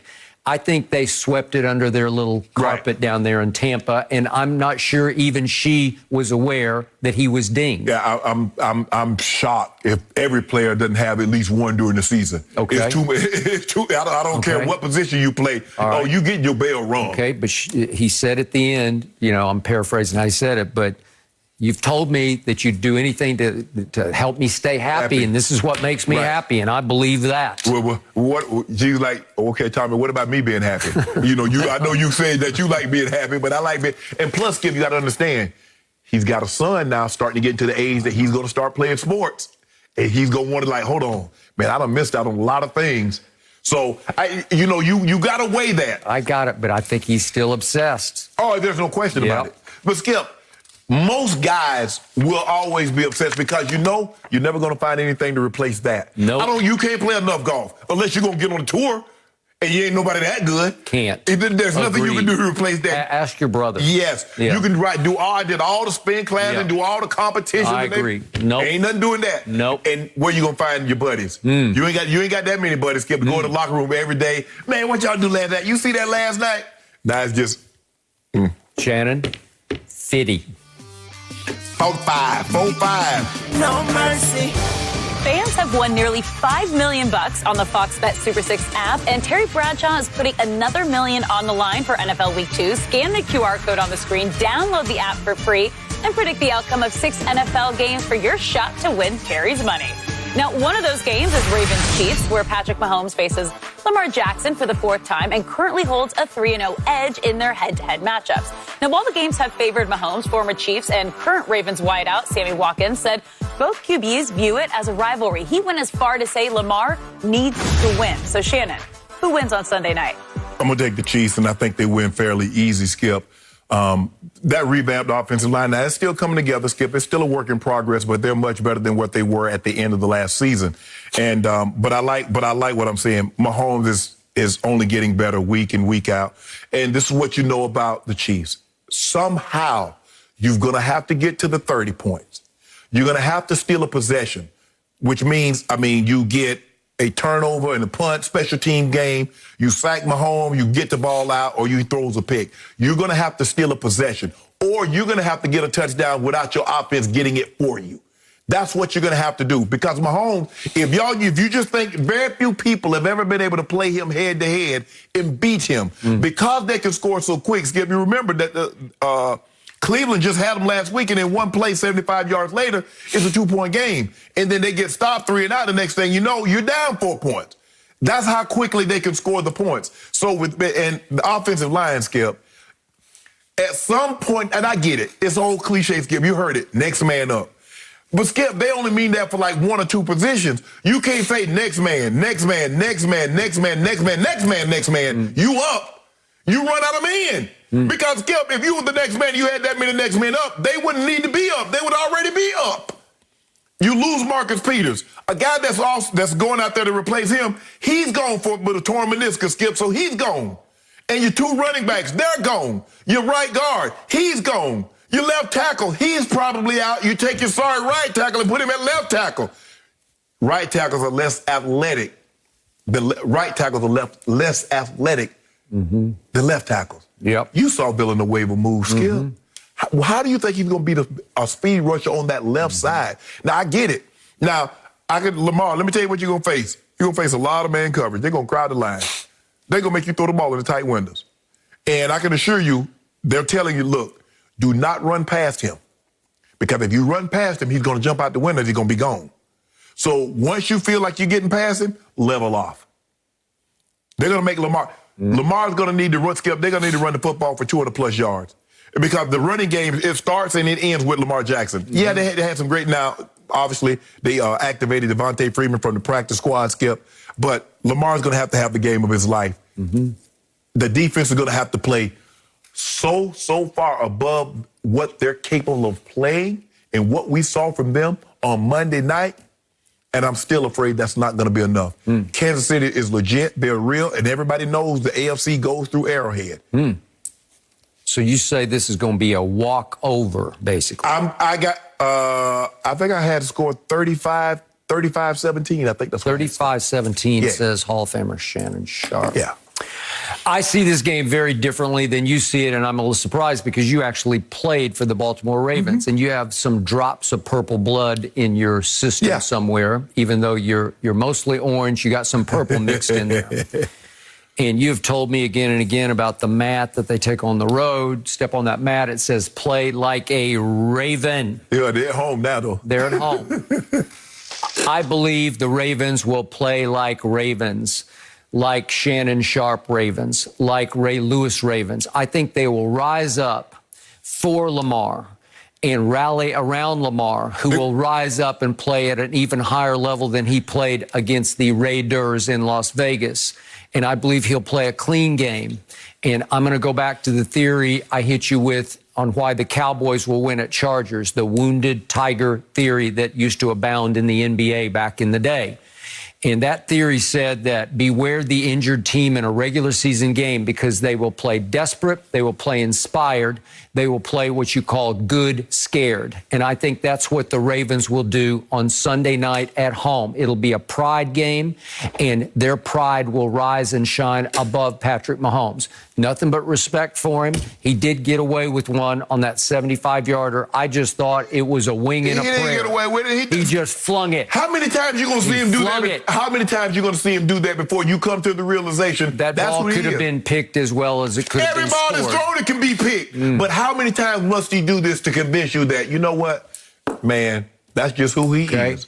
And even though Lamar said it's not about me versus Mahomes, yes, it is. Yeah. And it will be. And I believe Lamar will say, watch this. I love this young man more than you do as a quarterback because I love what he's made of. I love his intangibles. I love his football character. I love the gamer and baller in that young man because he will come out and compete at the highest level. Yep. And I think you're going to see the greatest of Lamar on display. And again, you cannot fumble the football. You can't throw picks. He's got to be clean. 0 fumbles lost, 0 picks thrown. And if he can do that, I believe they can control the ball enough and keep it away from Mahomes enough because I like Latavius Murray, and I think the Saints are ultimately going to miss him. And it was a contract. It was a money issue, and they just whacked him. They just sent him on his way. And all of a sudden, he's pretty good. So you got him, and I've always liked Devontae Freeman, and I think he'll give him a little pop. And that kid, Tyson Williams, he had a couple of runs where he said, that'll work. But, Skip, you do realize, like, the Chiefs get Frank Clark back. Okay, they get Honey Badger back. Okay, but don't forget who's still there for the Ravens. It's just like the Cowboys. Don't forget, they got Hollywood, and they got Mark Andrews, and they got Duvernay, and they got Sammy Watkins, and all of a sudden they had those guys Monday. Okay, well, I thought they should have won the game. If Lamar hadn't fumbled twice, they would have won that game and been 1-0 going home. You like Derek Carr, you like Patrick Mahomes better? Well, obviously, I like Patrick Mahomes better. You like Derek Carr weapons, but or you like this has Mahomes? become a rivalry. That's not a rivalry. And again, the Ravens played well enough to me to win the game except for that. And on defense, Marlon Humphrey is big time. He is really good. And then I look at Derek Wolfe and Calais and Justin Houston and Queen and Chuck Clark and Jimmy Smith is still there. They have enough pieces. They have enough to rise up and play with pride. But think about it, Skip. There's a possibility that Jimmy Smith he didn't do much yesterday. Right. The likelihood of him playing is greatly decreasing as the great days progress. Desperation. Yeah, I get it. Here we go. Skip, at some point in time, even the most desperate animal put up the most valiant fight, they succumb to the lions. I've seen wildebeest, you've seen Cape Buffalo. As valiant as ever I don't think the wounded tiger succums to the don't. No, the wounded tiger, hey, he get it too. He get it handed to him too. Yeah, he get it too. Not by the lion. Yeah. No, the tiger, they're different geographical spots. We don't know. Right. We've never seen that. I'm just saying. Yeah. But a wounded tiger, if he's going up against a fresher, it's a dog. It's a beast eat beast world. Mm-hmm. So even the wounded tiger, sometimes the young brave tiger with the bull, he get him. Lamar's going to get him. This is the first and 4 times he's going to get him. Can I get some due? Lamar, no. Oh, I'll give you the point. I give you the points. I'll take 5. No, 4. To get this 4. It's 4. It is 4 points. You see why you do that? Okay, you're done. I'll take 4. Oh, I got it. You just bet against the Ravens. You're going to have to root against the Ravens on Sunday night. You know that? Yeah. I just got to root. It's not that I'm You're going to hear from Ozzie right now. The former GM, Ozzie Newsome. Skip. Right? I'm not rooting against the Ravens. I'm rooting for Dew. Yep. That's how I do it. I knew I could get you. I'm about to do it to you. What you got to score? 34-31 home team. Yep. You got it a walkover, man. You got it a runaway. I think my homeboy's he's on a different level now, Skip. But I like Pat. Shannon Sharpe sells out Ravens. Headline. Shannon Sharpe sells out. That'll be the Baltimore Sun headline tomorrow. You see what Sammy Watkins said? They view this thing as a rivalry. That's what I just said. Sammy Watkins put, because Lamar said, it ain't me against Patrick Mahomes. It's the Ravens against the Chiefs. But Sammy Watkins said, both of y'all view this thing. I know how Mahomes would take everything. It's time, Lamar. Here they come. It's time, my homeboy. Yeah. No mercy. Tomorrow on Fox, start Saturday strong with the big noon kickoff pregame show at 10 a.m. Eastern, live from Norman. Then at noon Eastern, dual threat Adrian Martinez leads Nebraska against Spencer Rattler at third-ranked Oklahoma. A huge big noon Saturday begins at 10 a.m. Eastern at 7 Pacific on Fox and the Fox Sports app. And Skip, you've got a new article available on foxsports.com, the Fox Sports app, about your attendance at the famous game of the century 50 years ago in 1971 when these two teams played. Tell us a little bit about it. I was there. 5 rows up from the 50-yard line for what I believe was the greatest college football game ever played. You had number 1 Nebraska, the defending national champ, a team that ESPN.com would finally choose to be the greatest team of all time, allowing 6 points a game, visiting my number 2 ranked Sooners in their souped-up new wishbone, which was averaging 500 yards a game on the ground and 45 points a game. It was a game that actually exceeded its all-time build-up and hype. It was a game that was watched by a then record 55 million people on Thanksgiving. And what I've written is the backstory of what I saw and felt that cold, gray day in Norman, Oklahoma. Well, be sure to check out the article on the app and watch the game tomorrow at noon Eastern on Fox. But moving back to Skip's other team, the Cowboys. For most of the offseason, Dak Prescott's shoulder was a major concern as it kept him sidelined. Yet against the Bucs, he threw it 58 times before losing on a walk-off field goal. Now, Dak has thrown it at least 55 times in 3 of his last 4 games, going back to last season. And in his past 5 games, he's thrown for an NFL record 1,993 yards. Shannon, can the Cowboys win throwing the ball this much? Skip, you can win, but I don't believe they can win at the level that what you expect and what Jerry Jones wants them to win at. But unfortunately, Skip, this is the way they built their roster. This is not your. It's kind of like the Steelers. We used to think of the Steelers, Skip. What? They played great defense. They ran the football. But when they got Ben Roethlisberger and he started to mature, they no longer ran the football like that. They threw it around. They started drafting those receivers. They got Emmanuel Sanders. They started Hines Ward and Santonio Holmes and all those guys, Skip. And you see the transformation that they made. Well, when you pay a guy $40 million at the quarterback position, Skip, you're not paying him $40 million to turn around and hand the ball off 30 times. When you trade for Amari Cooper and you give up a first rounder, you draft a receiver with the first round when you know you need defense. You're saying we're going to throw the football. And this is why I felt Zeke was another reason Zeke wasn't going to have a bounce back season, because they're no longer a running football team, Skip. They are a throwing football team. And so when you look at it, Skip, and this is something that I found very interesting, Skip. Looking at the second half drives, Dak's second half drives, he's had 30 second half drives. Guess how many times he's had the ball in his hand with the lead in the second half? 2. I'm going to take it even further back. Over these, you're talking about over the 5 games? The 30 second half drives, he's had the lead with the ball twice in 30 drives. I'm going to go back even further, Skip. Since the start of last season, Dak has had 67 total drives. Guess how many times he's had the lead with the ball in his hand? Twice. So what does that tell you, Skip? He's throwing for all these yards because he's behind. And so now you have to throw. And when you look at it, Skip, he loses these games. You like, man, Dak had 500. Dak threw for 475. But you lost. So I turned it empty calories, because what's happening is that you're never in a position where you have the lead and you can do something other than have to throw the football. Skip, I believe in order, you got to find some balance. You look at Dak. Dak has gone from throwing the ball 29 times as a rookie. Now, Skip, he's 44 times a game. Well, there's Zeke carries. Zeke used to get the ball 25 times a game. Now Zeke's getting it 15 times, and you expect him to do the same with 15 carries as he was doing with 25. This is a different team. And Skip, before I turn it over to you, let me ask you a real question. If I gave Jerry Jones a choice, I say, Jerry, you can win like the Ravens, running the football, or you win like the Chiefs. Which one you think he's taking? He gonna win, but which one you think he's taking? Well, obviously, he wants box office. Exactly. Yes. So what does he want, Skip? But are you saying both options are win-win? Both options are win-win. You can go win the Super Bowl? You can go win the Super Bowl. Well, obviously, he wants the whipped cream. Exactly. Yeah. That's why he loved Romo so much, Skip, because he's box office. Jerry is like, come one, come all, the greatest show.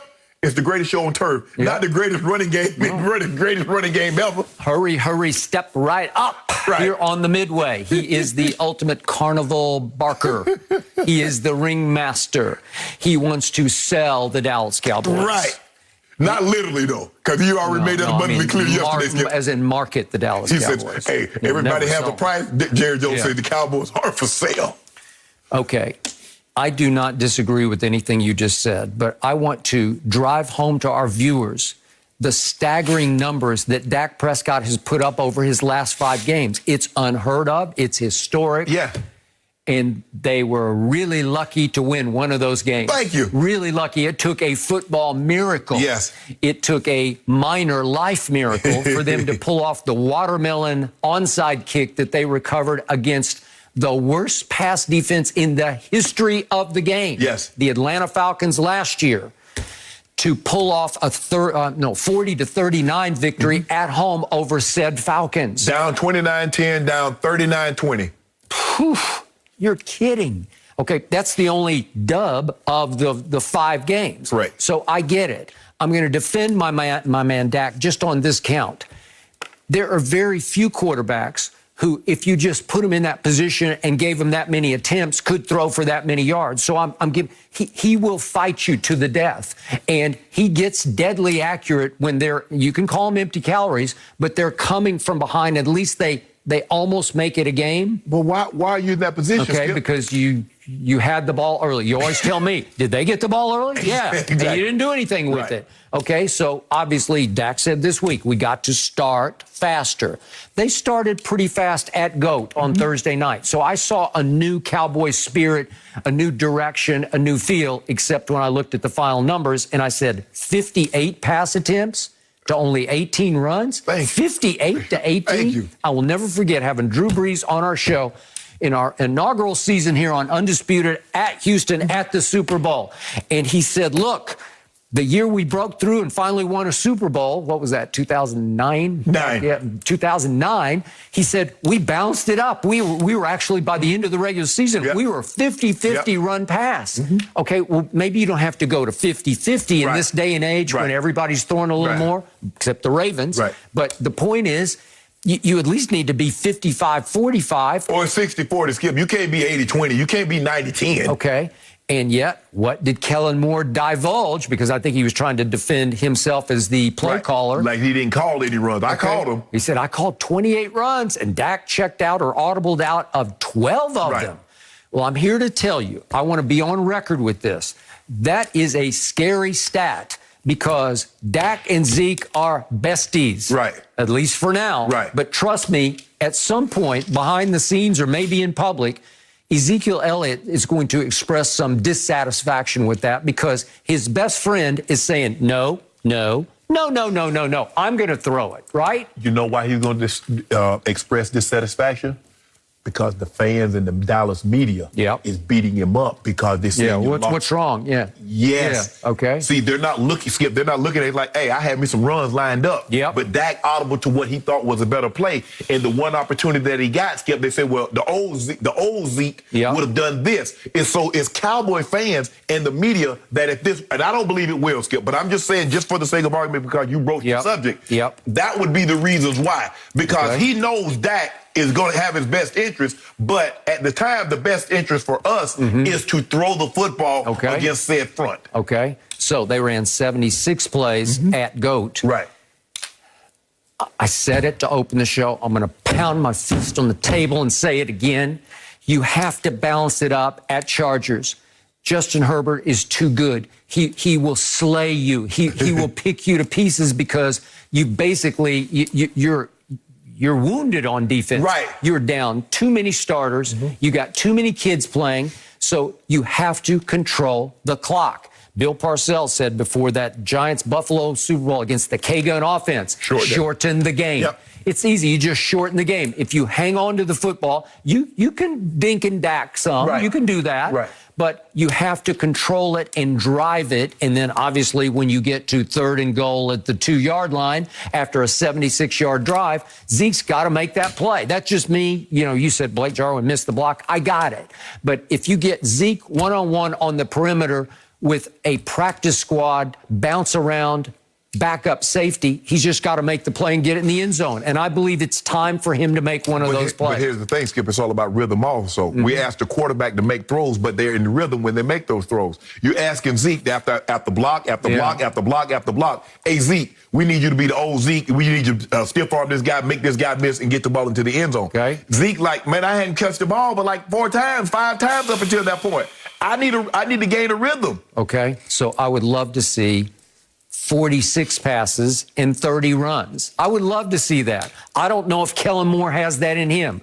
I don't know if Dak will sit still for that. But if you told me Zeke got 30 runs and ran for 100 yards. Or the team got 30 runs. Okay, and Tony Pollard. I love Tony Pollard. He's not Zeke, but he's a great change of pace. Because he's got a little bit of, he's got that one burst gear to him that I love. But Skip, you need to, look, there are very few teams that have 2 Hall of Fame running backs. The Cowboys got 2. Tony Dorsett and Emmitt Smith. What did the Cowboys do in the 70s? They ran the football. What did the Cowboys do in the 90s? Troy Aikman's in the Hall of Fame. Michael Irvin in the Hall of Fame. But Emmitt Smith and that big offensive line carried them. But I defy you. Go look at Troy's numbers. They're not great. He was great, but they weren't great because they ran the football. He was great when he needed to be. He was. He was deadly accurate at the right time. So the thing is, Skip, is that you're expecting to see the Cowboys that won Super Bowls. That's not what they are now. They paid Dak $40 million to make $75 million this year, Skip. When they give guys that, look at all the guys that make the big bucks. What does Josh Allen do? Throw the football. What does Mahomes do? Throw the football. You look at Deshaun Watson, get a situation resolved. They throw the football. Skip, I'm not paying a quarterback $40 million to have him to turn around and hand the ball off. You better throw me to some victories. But the problem is that they keep falling behind early. The problem is Dak is not, all those yards, they're coming in the second half. I need him to give me some of those yards in the first half so I can get a lead. Agreed. But where we digress, where we go south, is I believe in sleek Zeke. I believe he's going to have a bounce-back year, and I believe it starts at Chargers. Right. I believe he's going to eat some Chargers up. But he's going to need to. Because here's the thing. This is why you need to feed Zeke.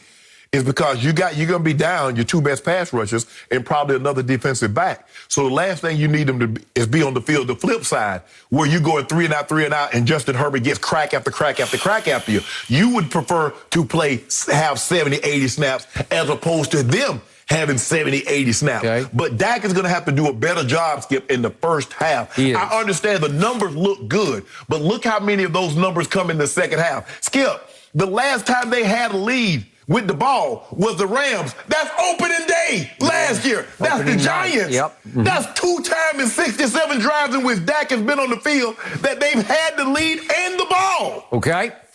I got it. I hear you, and I believe my team is going to win this football game 31-29. Now, Justin Herbert. No mercy.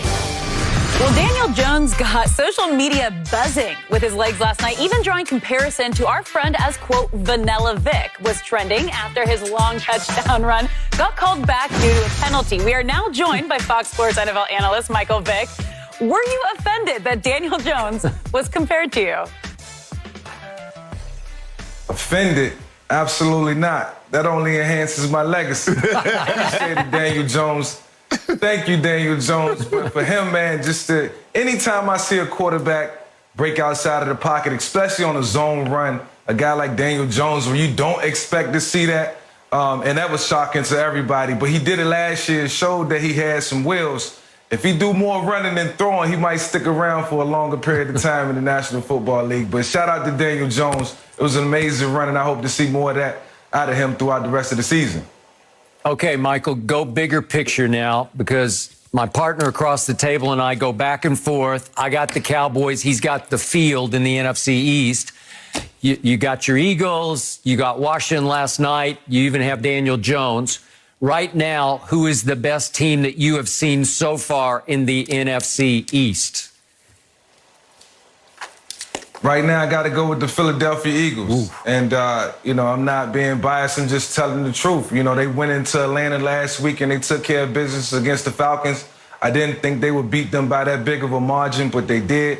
They looked well put together. They played with structure. We got the quarterback. We got the receivers.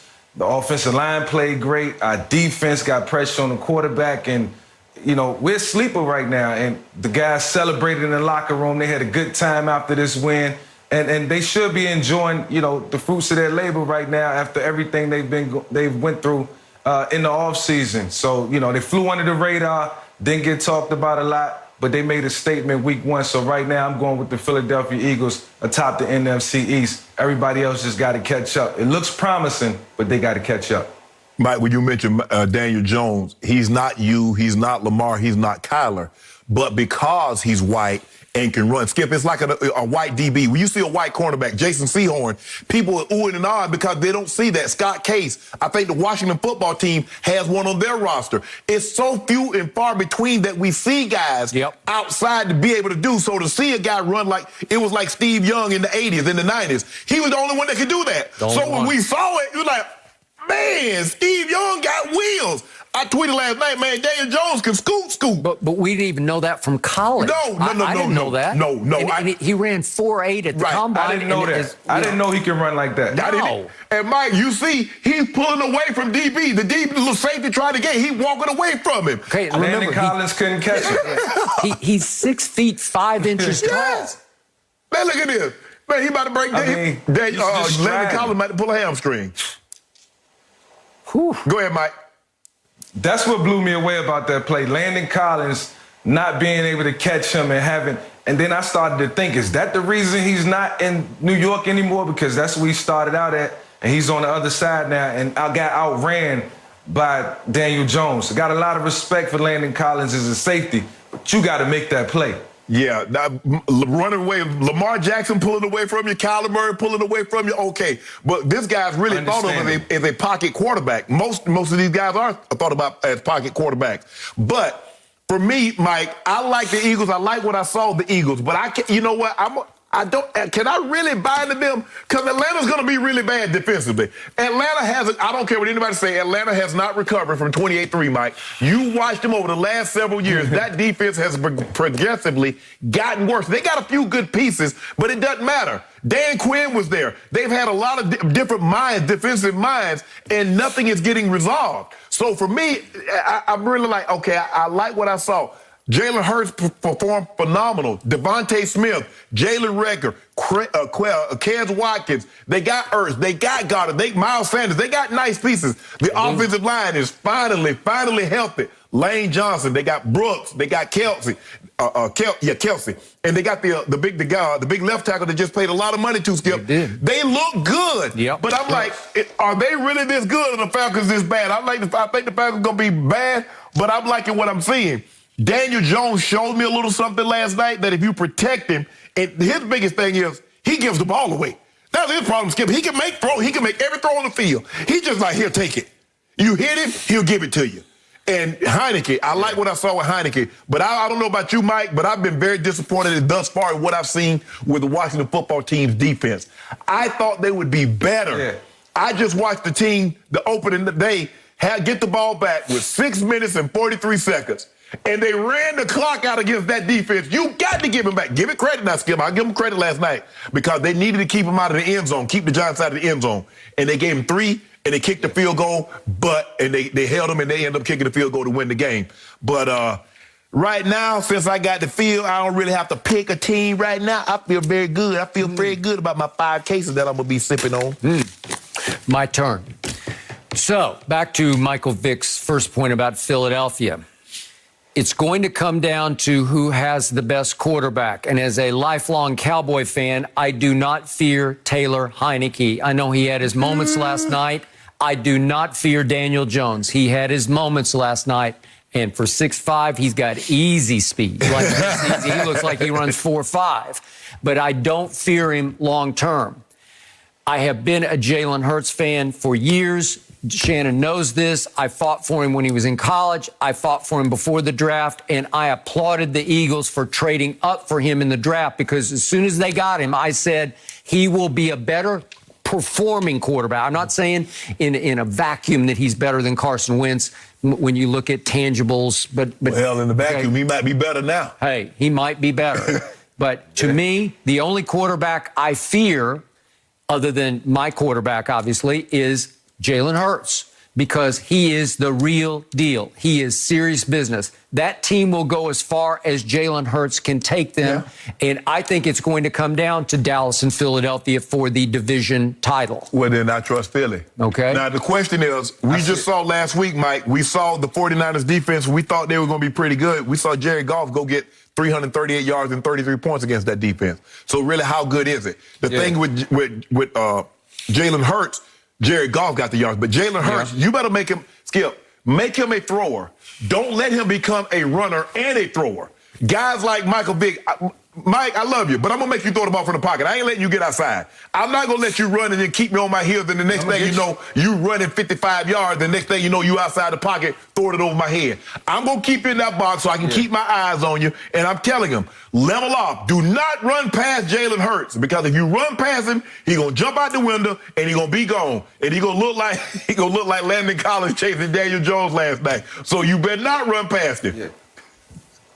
Well, the thing is, right now, you got quarterbacks like Hurts and offenses across the National Football League where, it's run and pass. They can beat you with the run, they can beat you with the pass, zone reads and everything that comes along with it. And Jalen Hurts just happened to be a guy who can run and pass. So you can't really game plan for him and say, I'm going to shut him down and make him pass the ball against us, because once you start to do that, they hit you with a couple of concepts, then they running it.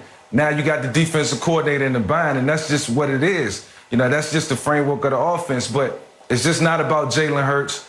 Devontae Smith is an asset that he can lean on. He creates separation. He's going to give problems to the defense, but let's just be clear, this is not the Atlanta Falcons defense, the San Francisco 49ers. It'll be a different type of pressure, not just in terms of the game and how it needs to unfold. Pressure up front, pressure in the secondary.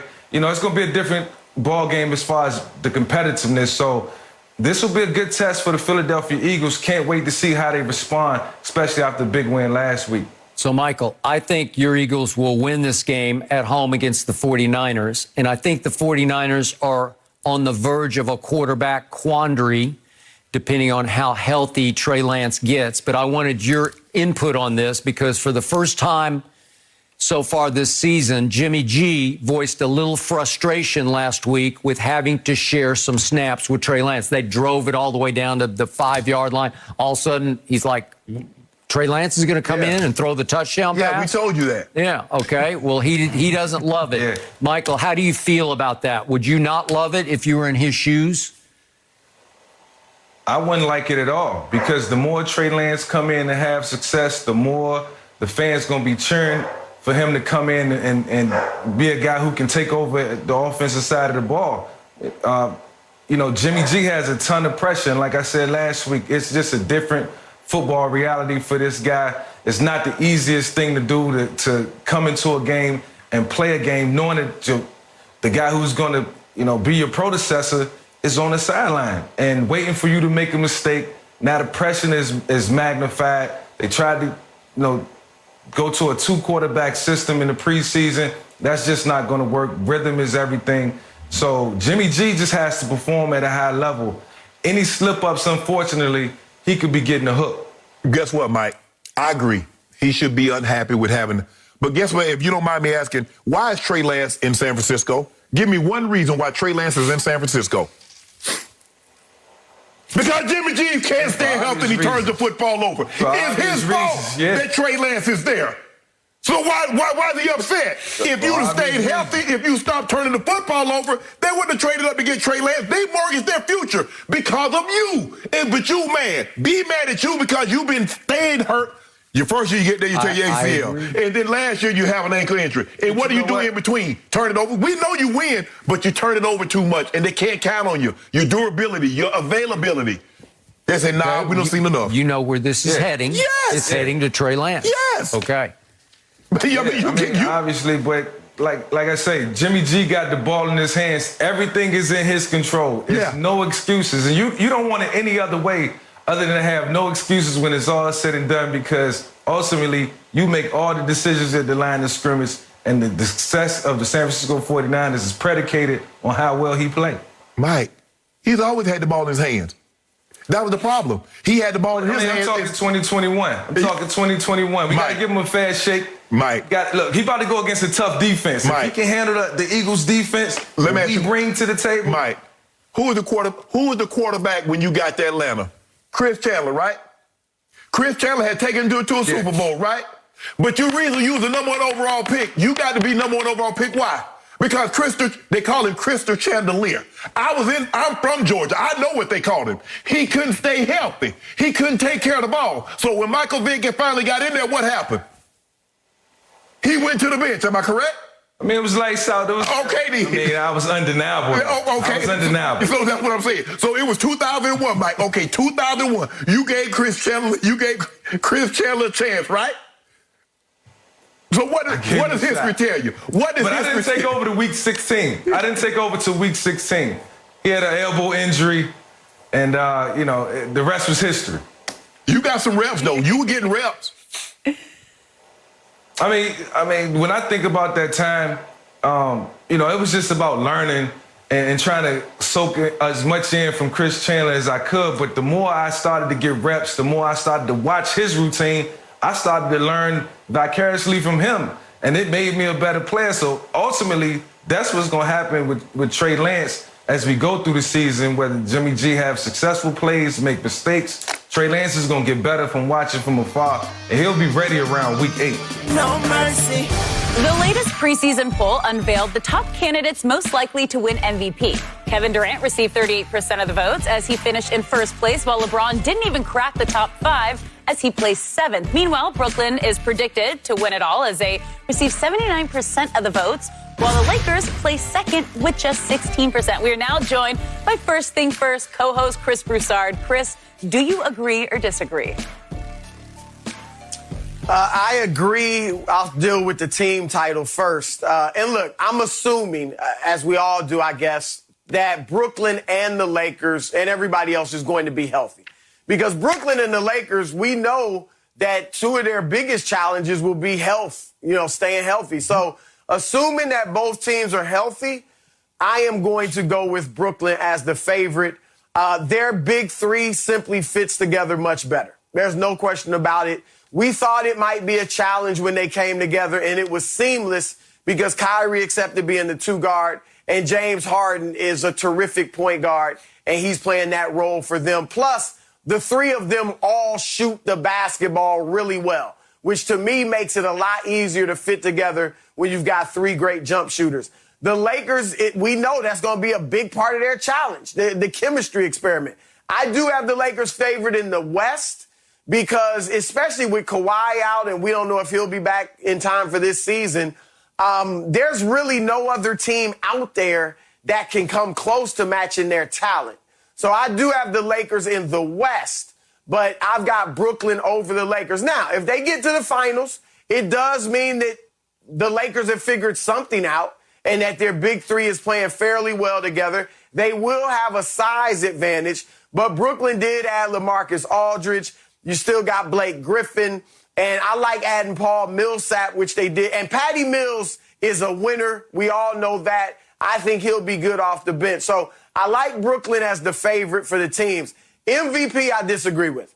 We know it is much harder to win an MVP award when you're playing with other superstars. So Kevin Durant's got two other superstars on his team. And last year, had James Harden been healthy, he may have been the MVP. Or, people would have held Houston the way he left there against him. But as far as what he was doing on the court, no one was playing better. I think that KD and Harden's playing ability or production will be so close. KD will be the leading scorer. Harden will be close to him. And Harden will average, far more assists, might lead the league in assists. So I think they'll be so close, not to mention Kyrie, that'll, cancel out KD a little bit. LeBron did win it in Miami with the big three, so it's possible. But I got Luka as my favorite. Because if Dallas has a strong record, if they're, say, fourth in the West, fifth in the West, I'd probably have to be fourth. Then Luka is the only superstar is going to have a big advantage. My top five for MVP, Luka, then number one, and then you can mix these guys up in the order if you want. But I think Steph, if Golden State has a good record, Steph's going to play like he did last year. He's going to be up there. Joel Embiid, Giannis, and KD. Those are my top five. I think LeBron will have a strong season, but obviously it's going to be 3 20-point scorers on that team. His numbers will probably be down a little bit as they run through AD. So I think that he won't really be a top candidate for the MVP. Think about what you just said. A man in year 19 won't be a top candidate for the MVP. Has anybody in the history of the game, has anybody? It's never happened. Exactly. Right. I mean, Skip Bayless, he over there kid. He got on pom-pom and kicking his heels up like he all happy or something like that, saying something. Oh, LeBron James, what happened to your man? Is he not the best player on the planet? You tell me that every day. Is he? Chris, or not? Chris, you remember in year 19, Kobe was voted the 40th best player in the NBA. Dirk Nowitzki averaged 12 points. Shaq averaged 9 points. Nobody cares. Whoa! Nobody cares. Hold on. I'm just saying all-time greats in year 19. Right. And this guy is the seventh favorite. The execs say he has the seventh best chance of winning the MVP in year 19. So we're going to give him the year 19 pass now? Is that what we're doing? Oh, my goodness. Skip. I think that's where we're heading. So let me ask you a question. When LeBron was in year 15, where was he? He was favorite. In year 16, LeBron was favorite. Don't do that, Skip. That's all I'm saying. Tom Brady is 44 years old, and I'm out on the limb saying he's going to win the MVP. You said that's what you said. But what did the execs, what did the odds makers say? Who's the favorite? I don't care. Oh, see, okay. Well, I don't already care. put my due where my mouth was. Thank you. Thank you. Now, back to teams. The Nets should be the favorite, although they only played, what, Chris, 7, 8 games, 9 games together, maybe. 11 total, yeah. Okay. We know that they've played together before. And because their skill set, they can shoot the ball, they can all handle the ball, get to the rim, they're great free throw shooters. They blend, they fit better than the Lakers. As you said, the Lakers is a puzzle. You throw it out, and they're going to try to put the pieces together. We'll see. But the Lakers are as big a favorite to win the West as the Nets are to win the title. Only because one guy's missing right now, Kawhi. What they got to do with us? Well, it has a lot to do with you because you'd be the second favorite if he were healthy. When he was there, we beat him. You remember what we did last time we faced him? Did a number on it. You remember it? But you wanted to make it about Avery Bradley. But your day gonna come. All this talking. You're going back to a regular season game 2 years ago. Is that all you got? Hold on. Skip, don't do that. We're the champions. We're just 1 year removed from the championship. You have already predicted in the last few days on this show that your Lakers will raise another banner. But now you're saying that the Nets should be the favorite. Why? 2 + 2 equals. Just because they're the favorite, that doesn't mean they're gonna win. Well, which is it? Who's going to win? What's your prediction right here, right now? I got. You got the Lakers. Okay, so you got the Lakers. Jason the Beverly Hills already working. Okay, so what does it mean about? What does it matter about what chemistry the Brooklyn Nets have? Skip, stop that. Stop it. Because hold on. The reason why you said last year was Tom Brady's greatest season, it was a pandemic. He went to a new team. He had never had these teammates before. And he played on a torn MCL. Hey.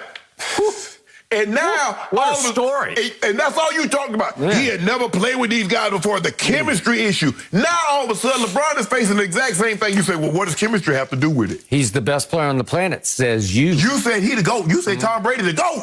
Well, who doesn't say that? I say that. Oh, stop it. Okay, so here's all that's happened in this poll by the ESPN.com experts. Kevin Durant got 45 points worth of respect through the voting. LeBron is at 7 points down, ranked 7th in MVP. Okay. And I agree with what Chris said.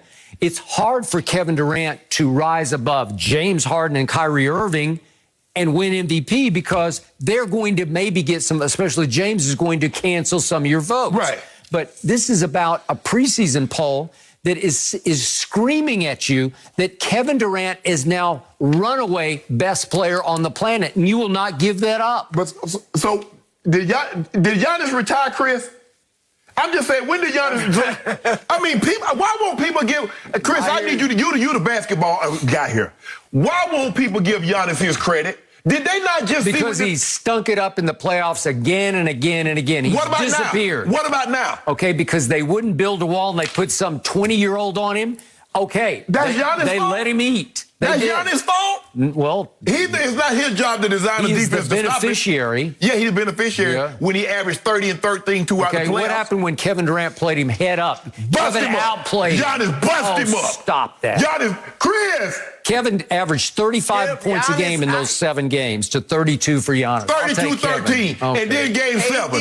KD, you're right. KD was great, but I remember in that game, Giannis taking KD in the post, putting a little jump hook on him, and KD going 0 for 6 in the overtime. Put it on him. I remember that, Skip. I remember that, too. This is what they have against Giannis. Kevin Durant gave you a masterpiece. That's it. In that game 7.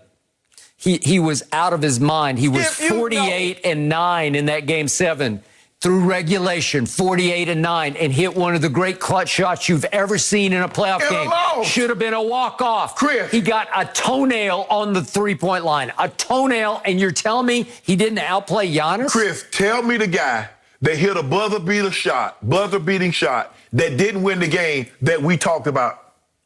There have been a lot of guys that hit shots that sent it. As a matter of fact, Gar Hurd hit one that sent it to triple overtime. We ain't talking about that. Because why? They didn't win. Had they won the game, we'd be talking about that shot. Jared West hit one from half court. Jared West hit one from half court. You remember that? That before your time, Chris. We were about the same age, 69. Don't do that, Skip. Why you do that? Game. Don't do that. Give Giannis his credit. He's not even the closer on his own team. Chris Middleton is. Really? Stop it with Giannis. Giannis. Oh, give me a break. If Giannis plays to his strengths, which he did in the finals, he stays dominating in the paint, forget the perimeter, unless he's got the ball in transition. He's unstoppable, Skip. We saw it. We saw it in the finals. I saw it against Toronto. I saw it against Miami. He's a new guy. He was perfectly stoppable. I would do like you do me. He figured it out. Yeah. He figured it out. Yeah. Yeah, figure it out. Yeah. Now what? No mercy. Sunday, George Kittle leads the Niners against the Eagles, or Matt Ryan and the Falcons take on Tom Brady and the defending champion Bucks. Check local listings for the game in your area only on Fox and the Fox Sports app. Now, Ezekiel Elliott is not only looking for a bounce-back game this weekend, but also a bounce-back season. Zeke averaged over 100 yards per game in his first 3 seasons in the NFL, leading the league each year, but had a quiet week 1 as he only carried the rock 11 times for 33 yards. So, Shannon, what do you think his rush yards per game will average this year? Skip, I've said this before. I just don't believe he'll get the touches that he needs to be that back. People need to stop. This is not college. A guy's not going to get 11 carries and have 200 yards like you'll see in college. Guy breaks off an 80-yard run, then breaks off another 50, and he got 2 carries for 150 yards. This is the NFL. This is the best of the best of the best. Skip, I'm going to say something around 60 yards a game, 60, maybe what he averaged last year, which is what, about 64 yards a game, Skip? 5. Because he's just not going to get the opportunities. Skip, Dak, as a rookie, this is what his totals, pass attempts per game is going to. From 29 to 31 to 33 to 37 to 44 to 58 last week. Zeke rush attempts per game, it went from 22 to 24 to 20 to 19 to 16 to 11. You see the difference, Skip? Pass attempts are going up. Rush attempts are coming here. So you expect Zeke to still, as you mentioned, his rookie year where he averaged, 108 yards a game? 109. 109. Yep. You expect him to average that. He's getting, last week, they cut that in half. So he went from a high of 22 carries per game. 24 was high. But as a rookie, he was 22 attempts per game. Yep. He's down to 11. Last year was 16. He's getting somewhere between half to 8 fewer carries a game, but you want him to give you the same production. There's a reason why Dak numbers are going up. His pass yardage is going up. So is the pass attempts. Yep. I mean, Dak is almost 15. Now he's almost 20 attempts more per game. So what do you expect Zeke to do? And where has that gotten us? Nowhere. It's gotten us beaten. No. It's your guy got moral victories. You got a bunch of moral victories. Your guy showed great courage. My quarterback in his last 18 starts is 6-12. Yeah. 6 wins and 12 losses. Yeah. My quarterback has lost 6 straight games on the road. Yep. That has to stop. And it starts with this. It starts with Sleep Zeke. He got him a dietitian. He got him a cook. He cleaned himself up as far as his diet went. No more fast food, or maybe a little fast food. Limited fast food. Limited fast food. I saw him eat some jelly beans during camp, but whatever. He looks 100% better than he looked last year. He's lost his double chin. He looks like he could tote the rock for 20 times a game, 25 times, maybe even have a 30-carry game. He is capable. He is not an old man. You can say he's an old man by running back standards in the league, but I at least believe that he could go back to 85 yards a game, which what he averaged in year number 4. I don't think that's unrealistic, and I think it has to start at Chargers. You have to balance it up. You cannot throw the ball at an historic pace when you've set an all-time record for attempts and yards over the last 5 games. You should be 0-5 in those games. That's all you need to know. The bottom line says no, right? The bottom line says you have to balance it up. Again, I do like Tony Pollard, and obviously they did not have Tony Pollard when Zeke was averaging 109, 98, 96 in those first 3 years. Right. But now they have a change of pace back who deserves 5 touches a game. Maybe you flip it to him a couple times. But again, I think that to your point about carries, they have to go way up starting Sunday at SoFi Stadium. And it's going to be so fine for my Cowboys. They are going to break back through because this is going to be a break back out season for number 21. Yeah, but Skip, I agree. But I've been trying to tell you this for the longest time, but you wanted to throw the football. So now you're throwing the football at a historic clip. 44 attempts. Last year, he was throwing 44 attempts, and the year before that, 37 attempts. That's a lot of attempts. Yeah, but if you only get, Skip, if you only getting what, between 65 and 70 plays a game, and you throwing it 44 times, Zeke's not getting all 26 of those carries. Yeah. So now he's way down. But you know and I know what Zeke can do to a defense. Yes. When you're throwing it 58 times, they might get a little winded, but they won't get banged up. Right. And Zeke can just physically wear you down and out. If I'm playing the Cowboys, let's just say if I'm playing the Ravens and I'm playing the Tennessee Titans, what am I trying to do? I'm trying to race out to a lead and take your run game out of it. Agreed.